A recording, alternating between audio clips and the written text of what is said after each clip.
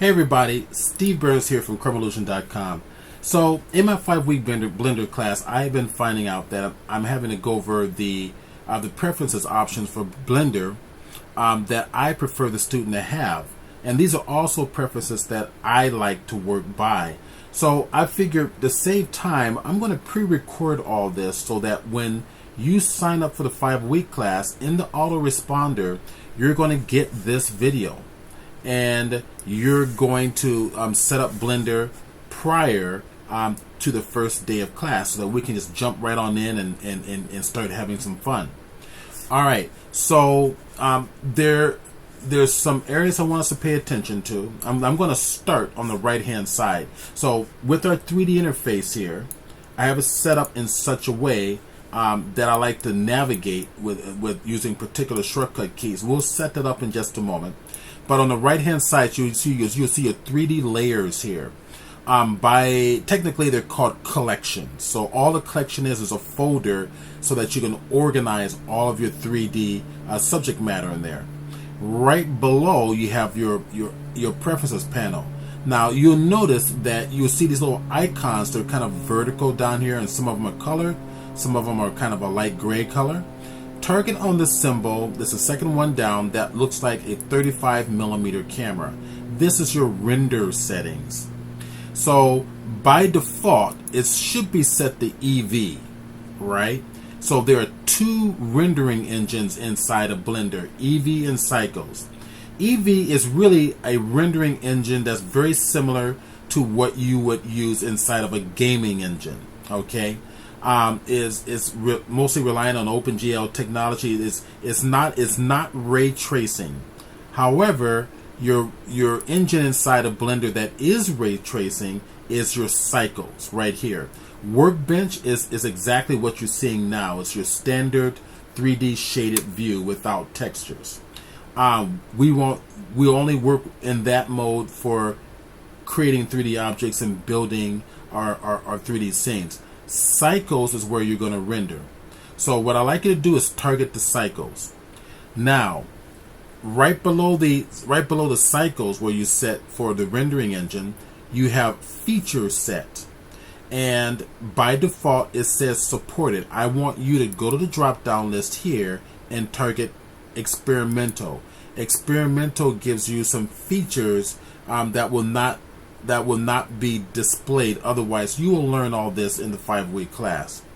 All right, now right below the feature set, you have what's called device. So the device to render with or by, and here the CPU is set by default, which makes sense.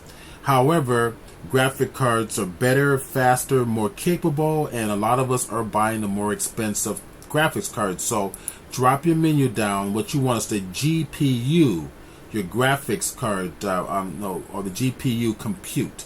So you want your graphics cards to take on those, the resources or the workhorse, be the workhorse for rendering. All right, we're done over here. What we're going to do next is we're going to go over to our preferences menu. So to access your preferences, just like in Photoshop, edit menu, preferences, and I'm going to click it. And you're going to get this little dialog box right there. Alright, we're going to focus on these little buttons right here on the left hand side. I'm going to target the interface. And for the interface, be aware you have what's called resolution scale. And this is something to customize your interface. There's a lot of customizations for interfaces in Blender. We won't go over those in this video. These are some of the basic, I'm going to show you the basic settings I want you to have so that we can work together in the 5-week Blender class. If I take this button and left click and hold and drag to left or right, you can see I can resize the text and the buttons on the interface.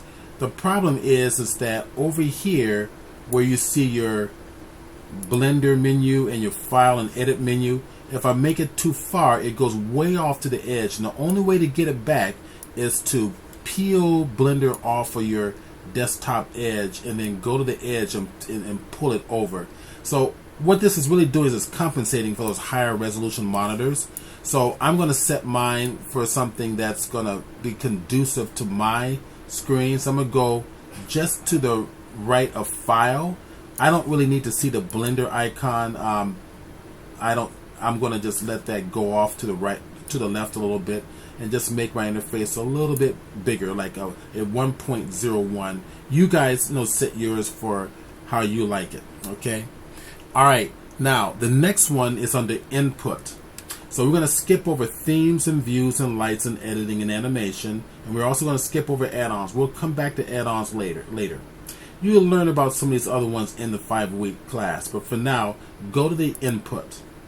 Now, in the input, by default, the emulate 3-button mouse is unchecked. Okay, check that. Everything else you're going to leave default. All right. So the next thing you're going to do is go down to the navigation button right below your input button there. And by default, right below these 2 button panels, you're going to target the orbit around selection. By default, it's unchecked. Make sure it's checked.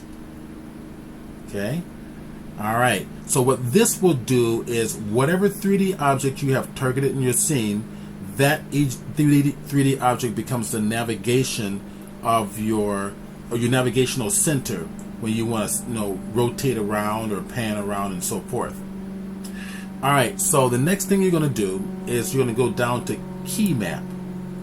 In key map, by default, if you go down toward the bottom and right below these last set of buttons, you have tab for pie menu. I believe that is off by default. Click it on, turn that on. What that's going to do is that when we go hit the tab key to go from edit mode to, I'll show you right here. I'm going to just close it out just for a little bit. From edit mode to object mode, we get these pie menus, right? By default, you simply just automatically go from edit mode to the object mode without these menus popping up. But you have other options, other modes to work with. You have your weight paint, your vertex paint, your texture paint, your sculpting mode. That adds some nice little functionality in Blender. So let's make sure that's checked. Let's go back to our over to our edit menu and our preferences, key map.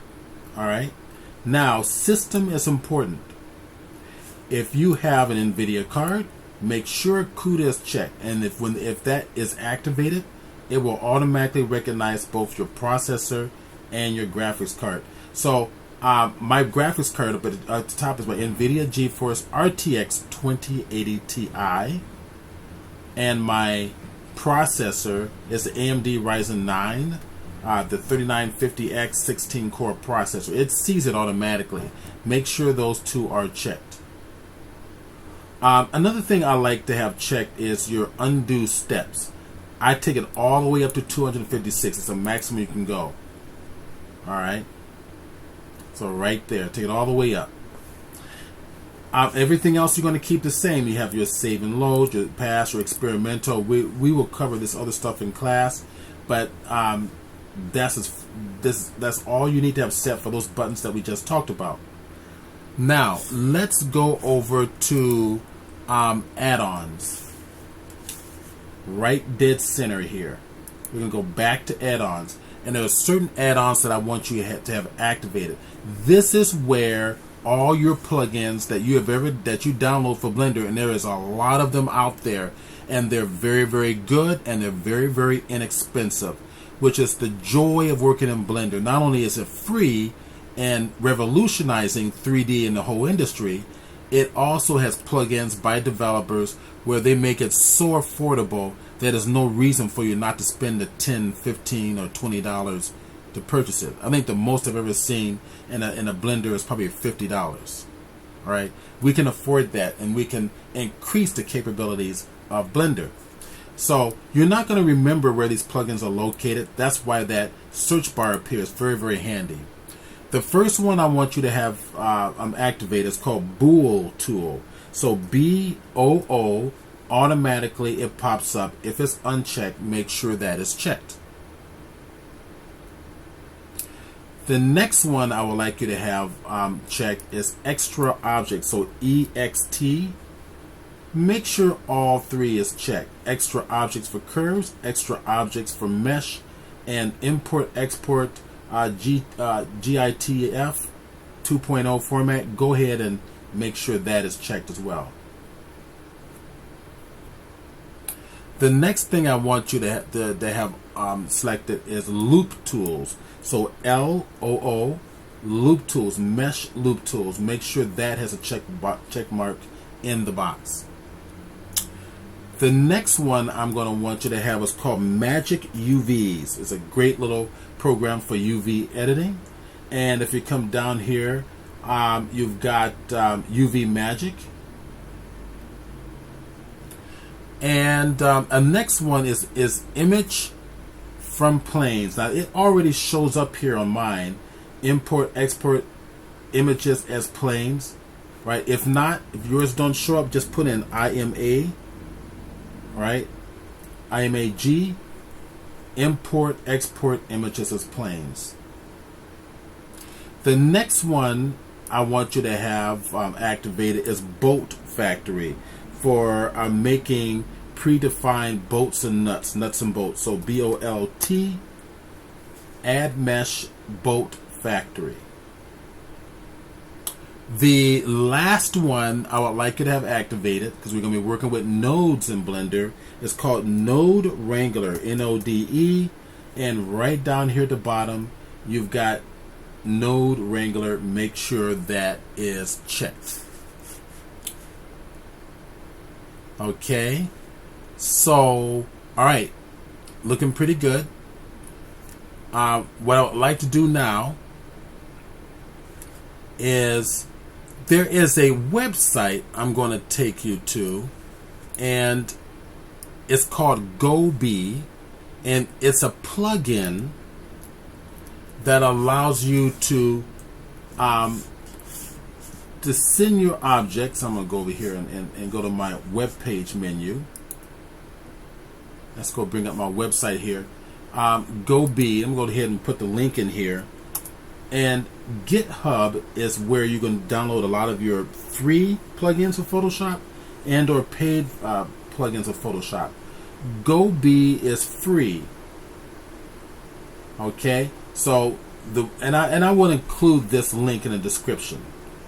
So right over here, go to your code, download the zip, and what that does is it allows you to take your whatever you're working on in Blender, send it over to ZBrush, and to bring it back.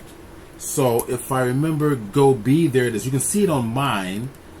Is activated, right? So if you're going to load any of your plugins, you're loading a zip file. I want to see if I can remember where I put it. So what you're going to do is going to hit the install, right? I believe I placed this inside my downloads folder. And I'm going to go look for the Blender. Here are my Blender add-ons. And let's see if GoZ, there it is. GoZ should, I thought I saw it here. There's GoBee right there. There's my folder. Double click it, and then there is the zip file. I already have it installed, so I don't need to install it again. Once you install it, it will appear inside your preferences to add it on. You'll check that box that says import export GoBee. Alright, so when you download a zip file, you do not unzip it. The way Blender works is it's going to go in and read that zip file and install everything for you. Alright, I'm going to go ahead and close this out. As a second thought, I want to bring your attention back on over to preferences here before we move on. There is options in here for importing and exporting of various formats, like DXF for the AutoCAD, BVHs for motion data, and so forth. If you want that capability, make sure, I'm going to put in here DXF. Alright, import, export, AutoCAD. Make sure those are checked. And again, say BVH for motion data, so I could place in BVH.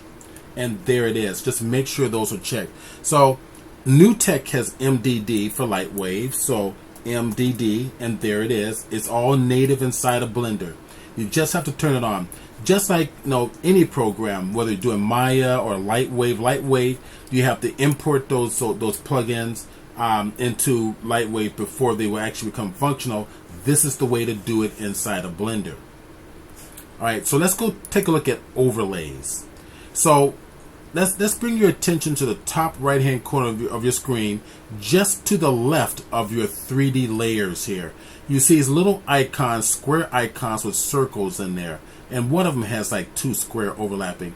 Those are your viewing modes. Your default viewing mode is your shading mode, and there's no texture.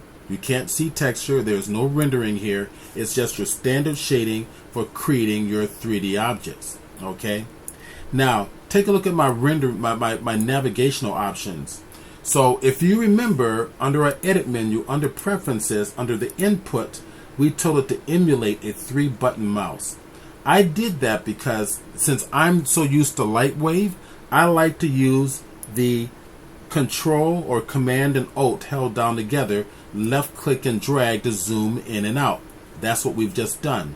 Hold down the Shift and the Alt or Option and left click and drag, and it moves along your X and your Z axis, right? So X is right to left, Z is up and down, and Y is going in and out. Why is that? Because it's matching 3D printing and it's matching the CNC 3D concepts. Okay. All right. So if I want to have an X-ray view where, for example, I have several different objects on top of one another, and I want to see their placement in relationship to the scene by seeing through all the different objects, if I go 2 icons over from the left of my shading view, you can see right there it goes to an X-ray view. I have always found this to be very, very handy. I can see through my object on all sides. I can put things inside it, outside it, behind it, in front of it, and I can see placement more effectively for all my 3D objects. If I go to the next option, I'm going to turn that off, and just to the left of that X-ray view, I can click on the view where we're only going to see the edge. So it's the edge viewing mode. I can only see the edges of the object. Now that will take us right on back to my shading view. If I want to view only the textures on my object, then I go to the texture view, the next icon just to the rest of that, to the left of that, to the right of that, sorry, to the right of my standard shading icon. If I go to the right of my texture, that's my render. You won't see anything because I do not have a light in here yet. We'll address that in just a little bit.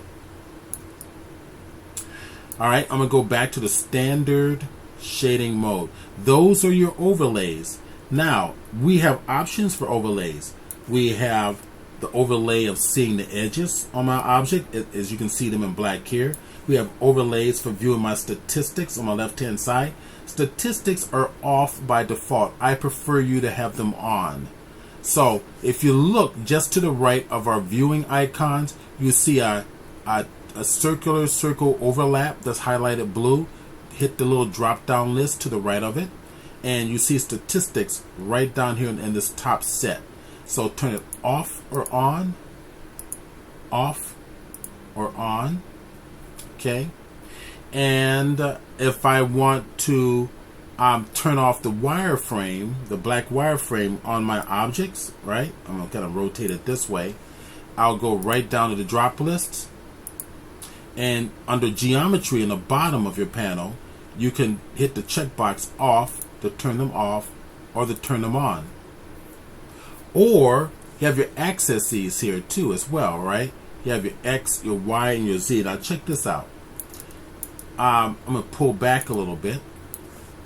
Go back to my axis. Now turn off the X. See, it's X is off. Turn off the Y. What do we turn on the Z? See? Isn't that cool? X, Y, and Z is all activated. It stays there. Some people find that annoying having the Z there. I'm going to turn them all on, right? And there's your X, Y, and Z axis is always showing. So some people, as I mentioned, find the Z to be annoying. So they just come over here to overlay, and you can just turn off the Z. Now you can turn off everything by clicking the actual button for the overlay, the two little circles there, and it'll turn everything off.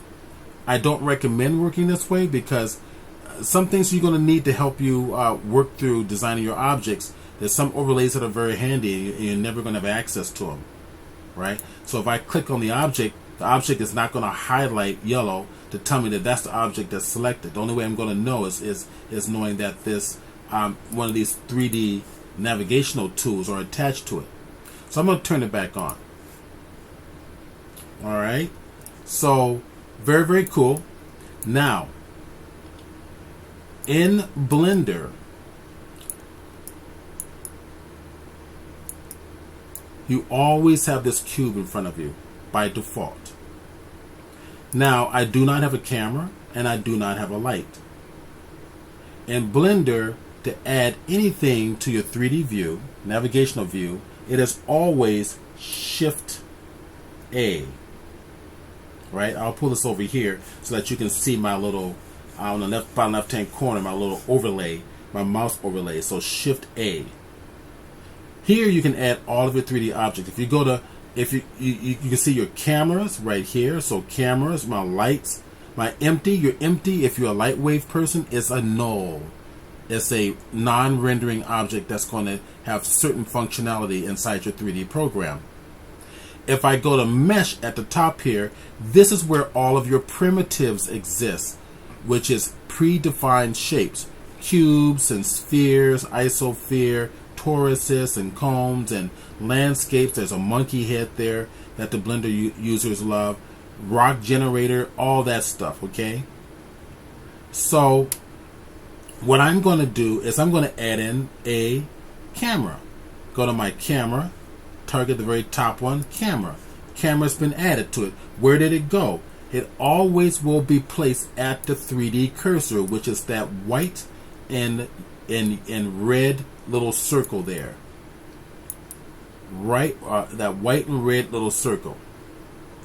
I can move that little circle. Alt Shift right click anywhere in the interface. That allows me to move it around. So Shift and then right click and drag. It places it wherever I want it to be. If I move the camera out, there it is. Okay. In fact, what I'll do is I'll move it back. I'll rotate using my Alt or Option and rotate this a little bit, and I'll rotate the camera just a little bit and just pull it on out this way.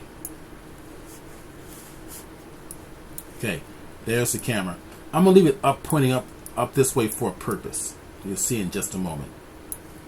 If I place my cursor dead center of that white circle, I can just drag it. It's just a free-form drag. I'm going to add in a light source. And remember, I placed the 3D cursor here. So Shift A once again, go to the light. Let's add a sunlight, right? Click it, and there it is. It popped over at the 3D cursor.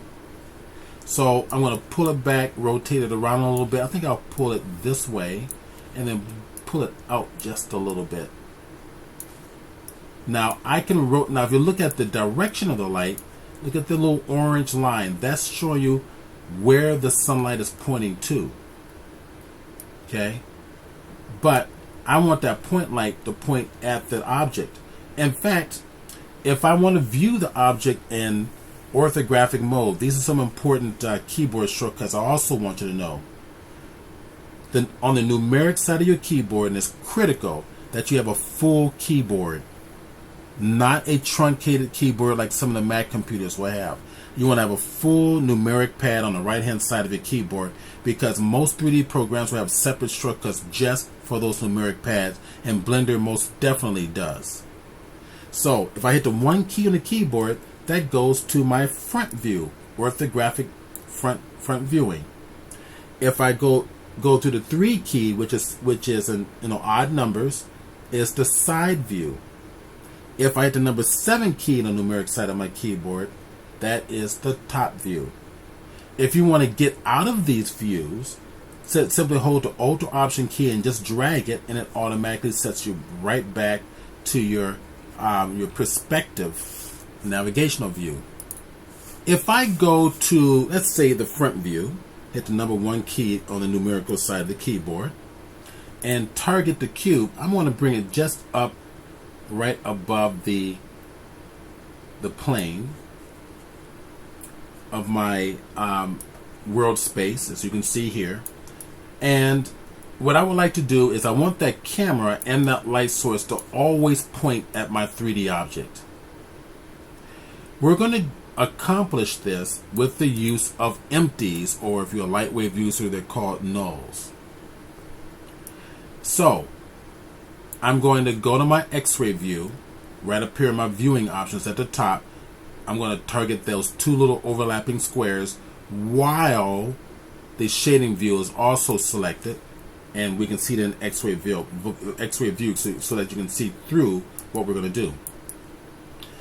I want this 3D circle to be placed at the center of my rectangle.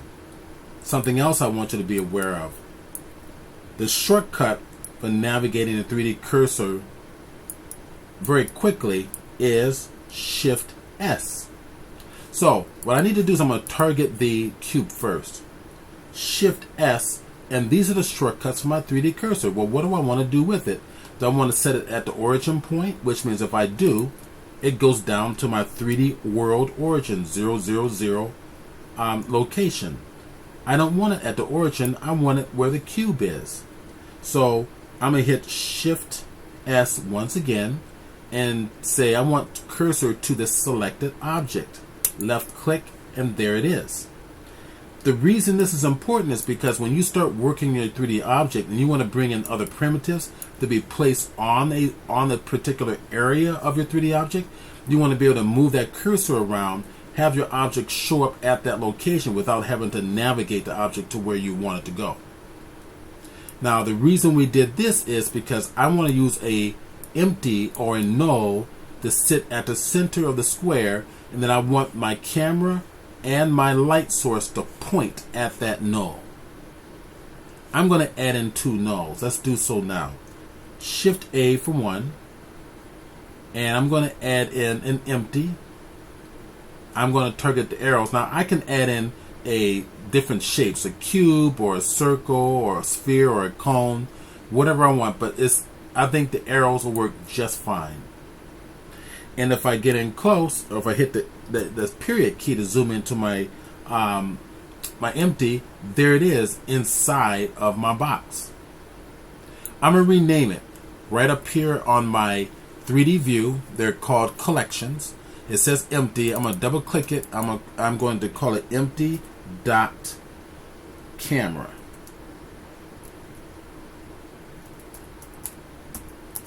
And we're going to add another null in there in the same exact spot. So Shift A, empty, and target arrows again. It's there. But this time I'm going to call this one empty dot lights. They're sharing the same space, but they're two separate nulls. Alright, here's where the fun begins. Let's go to our camera. Let's actually use our camera first. Target the camera and select it.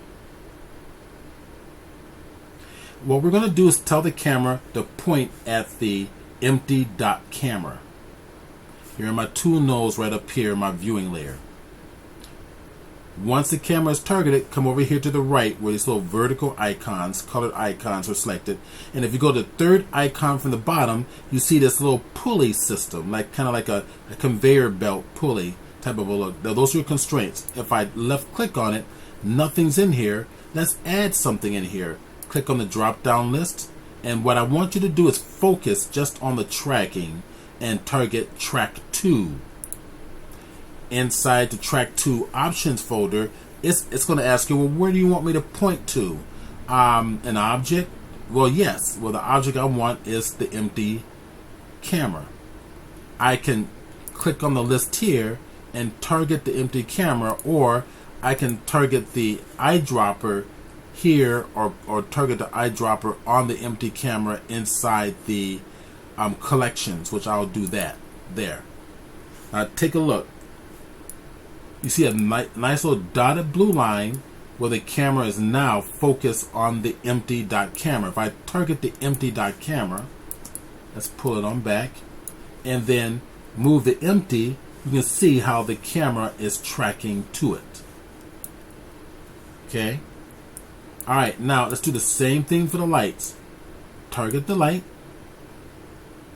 add a constraint under tracking, track to what?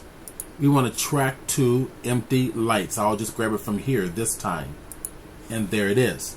So I've got two separate nodes, each one being used to track to a particular 3D asset. So could I have used one node? Yes, but what if I want to move the lights a little at a different position than the camera? It's better to have a separate node for it. So there it is. So now, if I pull this on up like so, there's my camera. And if I start playing around with my rendering options, my rendering overlays. So right up here, I have the standard shading view. If I click on the texture view, we get to see its results. If we click on the rendering view, and there it is. Okay, now this is actually rendering. You're looking at a rendered image. As I move this around, let's go back to our render options. So go to the 35mm camera, this little vertical icons here, and click it, and cycles and experimental is turned on. Okay. Now we can add something in here so we can cast a shadow. So in fact, let's go ahead and add Shift A and add another mesh and add a plane. There's the plane. I want that plane to sit on the ground. So I'm going to just physically just place it on the ground for now. And then make it large. See it's rendering. See the little bit of the noise that's in there? Now it's got something to cast shadows against. So it's working a little harder to render that. Okay. Now, if I go to Eevee instead of Cycles, right over my rendering tab, get out of Cycles and go to Eevee, it's gonna do a pretty darn good job, but it's gonna render faster, super fast, because this is not OpenGL. Eevee, it's kind of like a gaming engine rendering mode, or an advanced OpenCL or shader. But if we go over to Cycles, that's ray tracing. That's real ray tracing, and it's fast, super fast. We'll get more into rendering in the 5-week class, but I just want you to be aware of that. Okay. All right, I think we're just about done. So now that we have everything set up exactly the way we like it, every time we open up Blender, if we close out Blender now and open it again, by default, Blender is going to reset back to its default interface. I do not want it to do that. So I've got everything set up. I've got my camera targeted to an empty. I've got the lights targeted to an empty. Now, whenever I open up Blender, I do not want to have other 3D objects in my scene. So I'm going to target the plane, hold the Shift key, target the cube, hit the X key to delete, and get rid of them. Now, what I want to do is I want to keep organized. I want to put all of these 3D objects into their own folder. If you look over here on the right hand side in my collections view, I've got my camera, the two empties, and the sun. I'm going to target the camera, hold the Shift key, target the sun to select them all, or I could hit A key for select all. Once done, hit M as in man for move to a new collection. New collection. What do you want to call this collection? We're going to call this one Cameras, Lights, Action, and click OK, and look over here. Right, they're all inside the Camera, Lights, Action collection. I can cascade it up to keep organized. I can decide, kind of getting a little close here, I can turn them off. right? By turning off the eyeball or turning on the eyeball. Now the goal here is to open up this file or open up Blender, and every single time I open up Blender, I want to be able to open it up without stuff in front of me, like without other 3D objects. I've got my numerics panel open here, and the shortcut, by the way, is the N as in numerics on the keyboard, just like in Lightwave, if you're a Lightwave user. So N key for numerics is a shortcut for closing it up. Now I'm going to just zoom in real close here, give me more real estate to work with. And I want to turn it off because I don't want to look at it. I want Blender to start here, just like this, with the XY axis going right to left, looking down on my perspective view, right down the Y axis, and I'm going to turn off the eyeball. All turned off. Okay, now let's save this setup. File menu, default, save startup file, and save startup file once again to confirm. I have already done it, and what I'm going to do is I'm going to close it out. Once it's done, you close it out. We will go back to Get Blender, open it up natively. Works on Mac or PC the exact same way. Give it a little bit of a time to kind of boot up here, and there it is. And there it is. Right? So nothing's there because I have it off by default up here in the scene layer, or I can turn it on or turn it off. Alright? Turn them on or turn them off. Okay, that's it. So when you sign up for the 5-week class, this is going to be one of the first videos you're going to be asked to watch before the class. Set up Blender, just follow the instructions, watch the watch the video, and we'll be good to go, and we can go on and get started with all the cool and great stuff in terms of modeling and animating in Blender. It's an exciting time to be an artist. All right, Steve Burns from Chromolution.com signing off.